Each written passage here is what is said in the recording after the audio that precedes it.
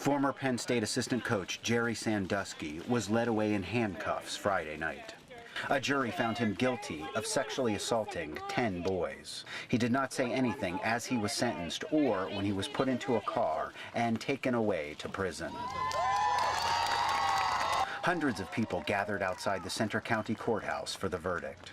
Many people had an emotional reaction to the verdict, like Kelly Rinaldi. There are no true winners here because the victims will always have to live with what he's done to them. And no matter what he endures, it will never touch what they have. Associated Press reporter Mark Scolforo was in the courtroom.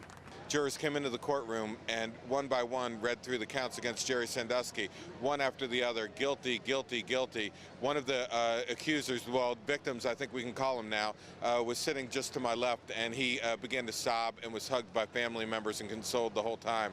After the verdict, Sandusky's attorney, Joseph Amendola, continued to defend his client outside the courthouse. Does the fact that 45 out of 48 counts were returned as verdicts of guilty by the jury, does that prove to me that my client is sick?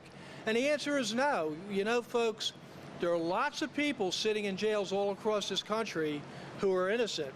There have been people, lots of people.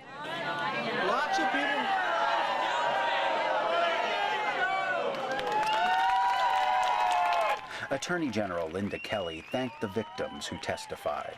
One of the recurring themes of the witnesses' testimony, which came from the voices of the victims themselves in this case, was, who would believe a kid? And the answer to that question is, we here in Bellefonte, Pennsylvania, would believe a kid.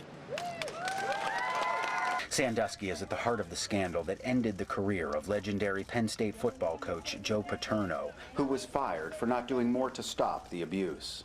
There's a sense of relief among people here outside the courthouse. The judge said he will sentence Jerry Sandusky in 2 or 3 months. With these guilty verdicts, he will spend the rest of his life in prison. Ted Chaffrey, Associated Press, Bellefonte, Pennsylvania.